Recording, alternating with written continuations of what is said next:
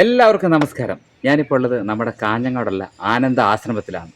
ആശ്രമം എന്ന് പറയുന്നത് നമുക്കെല്ലാവർക്കും അറിയാം, ആത്മീയ കേന്ദ്രമാണ്. നമ്മൾ നമ്മുടെ ഒരുപാട് പ്രശ്നങ്ങളും ഒരുപാട് ജോലി തിരക്കുകളും ഒരുപാട് പ്രയാസങ്ങളും ഒരുപാട് ബുദ്ധിമുട്ടുകളും എല്ലാം നിന്നും വിട്ട് നമുക്കൊരു ശാന്തം സുന്ദരമായ ഒരു സ്ഥലമുണ്ട്, നമ്മുടെ കാഞ്ഞങ്ങാടുള്ള ആനന്ദ ആശ്രമം. അപ്പം നമ്മൾ ഈ ആശ്രമത്തിൽ വന്നു കഴിഞ്ഞാൽ നമുക്ക് ഒരുപാട് അനുഗ്രഹങ്ങളാണ്. പിന്നെ ഒരുപാട് നമ്മുടെ മനസ്സിനെ നമ്മൾ മെഡിറ്റേഷൻ ചെയ്ത് നമ്മുടെ മനസ്സിനെ പൂർണ്ണമായിട്ട് നമ്മുടെ എല്ലാ കാര്യങ്ങളും ഇറക്കി വെച്ച് പോകാൻ പറ്റുന്നൊരു സ്ഥലമാണ് കാഞ്ഞങ്ങാടുള്ള ആനന്ദാശ്രമം. അപ്പോൾ ഈ ആശ്രമത്തിൽ വന്നു കഴിഞ്ഞാൽ നമുക്കൊരു പോസിറ്റീവ് എനർജിയാണ്. അപ്പോൾ ഞാൻ ആ സ്ഥലങ്ങളും ആശ്രമത്തിലുള്ള ആളുകളെയും ആശ്രമത്തിൽ നടക്കുന്ന എല്ലാം ഞാൻ നിങ്ങളെ കാണിക്കാൻ പോകുന്നു. നമുക്ക് വീഡിയോയിലേക്ക് പോകാം. കേരളത്തിലെ കാസർഗോഡ് ജില്ലയിൽ കാഞ്ഞങ്ങാടാണ് ആനന്ദാശ്രമം സ്ഥിതി ചെയ്യുന്നത്. കാഞ്ഞങ്ങാട് നിന്നും ഏകദേശം 5 കിലോമീറ്ററാണ്. നമ്മളിവിടുന്ന് ഗേറ്റ് കടന്ന് മുന്നോട്ട് നടക്കുമ്പോൾ നമ്മുടെ മനസ്സ് തന്നെ ഭയങ്കര കുളിർമ പോലെ തോന്നും. നല്ല പച്ചയായിട്ടുള്ള കുറേ മരങ്ങളും അതുപോലെ തന്നെ ശാന്തമായിട്ടുള്ള ഒരു ഒച്ചപ്പാടോ സൗണ്ടോ ഒന്നുമില്ല.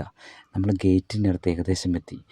ഗേറ്റ് കടന്ന് നമ്മൾ അകത്തോട്ട് കയറുമ്പോൾ നമുക്ക് ഒരു നല്ലൊരു വീട് പോലെ കാണാം. ആനന്ദാശ്രമം നിർമ്മിച്ചത് സ്വാമി രാംദാസാണ്. 1931 ഇത് സ്ഥാപിച്ചത്. സാർവത്രിക സ്നേഹവും നിസ്വാർത്ഥ സേവനമാണ് ആശ്രമത്തിൻ്റെ ലക്ഷ്യം.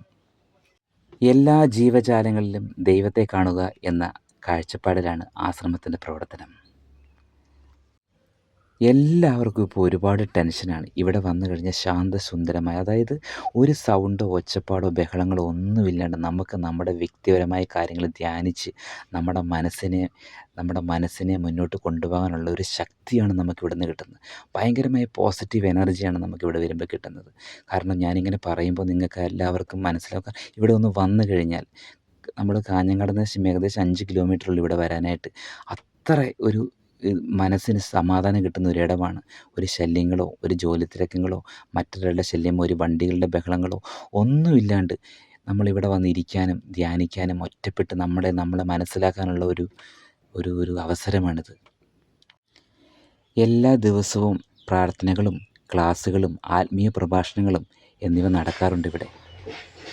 ധ്യാനത്തിനും ആത്മീയ പഠനത്തിനും അനുയോജ്യമായ ശാന്തമായ ഒരു അന്തരീക്ഷമാണ് ഇവിടുന്ന്. എല്ലാ ദിവസവും ധ്യാനവും പ്രാർത്ഥനയും ആത്മീയ പ്രഭാഷണങ്ങളും എന്നിവ ഇവിടെ നടക്കാറുണ്ട്. ജാതി മതഭേദമന്യേനെ എല്ലാവർക്കും ഇവിടെ വരാം, ഒരു കുഴപ്പവുമില്ല. നമുക്ക് ടിക്കറ്റ് എടുക്കേണ്ട ആവശ്യമില്ല. നമുക്ക് അങ്ങനത്തെ ഒരു പ്രശ്നമില്ല. ആർക്ക് വേണമെങ്കിലും ഇവിടെ വന്നിരിക്കാവുന്നതാണ്. എല്ലാ ദിവസവും ഇവിടെ വരുന്നവർക്ക് ചെറിയ രീതിയിൽ സസ്യാഹാരവും ഇവിടെ നൽകുന്നുണ്ട്. ഇവിടുത്തെ പ്രത്യേകത എന്താണെന്ന് വെച്ചാൽ, ആശ്രമം ഒരു വാണിജ്യപരമായും ഏർപ്പെടുന്നില്ല. സ്വമേധയാ ഭക്തർ നൽകുന്ന സംഭാവനകൾ മാത്രം ആശ്രയിച്ചാണ് ഇത് പ്രവർത്തിക്കുന്നത്. ശാന്തമായ അന്തരീക്ഷത്തിൽ ആത്മീയമായ അനുഭവം തേടുന്നവർക്ക് വന്നിരിക്കാൻ പറ്റിയ ഒരു സ്ഥലമാണിത്. 1922 ഡിസംബർ 27 തൻ്റേതെന്ന് കരുതിയതെല്ലാം ഉപേക്ഷിച്ച് വീട്ടിൽ നിന്നും റാവു യാത്രയായി. പൗരാണിക ക്ഷേത്രങ്ങളും പുണ്യതീർത്ഥങ്ങളും പിന്നിട്ട് ആ യാത്ര തമിഴ്നാട്ടിലെ ശ്രീരംഗത്തുള്ള കാവേരി തീരത്തെത്തിയപ്പോൾ ഒരു ഉൾവിളിയുണ്ടായി. സ്വയം സന്യാസം സ്വീകരിച്ചു. രാംദാസ് എന്ന നാമവും സങ്കോചിതമായ വ്യക്തിബന്ധത്തെ വിട്ട് വിശാലമായ വ്യക്തിബന്ധത്തെ പുലുകുന്ന സ്വാഭാവിക പരിണാമമായി രാംദാസിൻ്റെ സന്യാസം. അപ്പോൾ നിങ്ങൾക്ക് എല്ലാവർക്കും വീഡിയോ ഇഷ്ടപ്പെട്ടെന്ന് ഞാൻ വിശ്വസിക്കുന്നു. ഈ വീഡിയോ നിങ്ങൾ സബ്സ്ക്രൈബ് ചെയ്യുക, ലൈക്ക് ചെയ്യുക.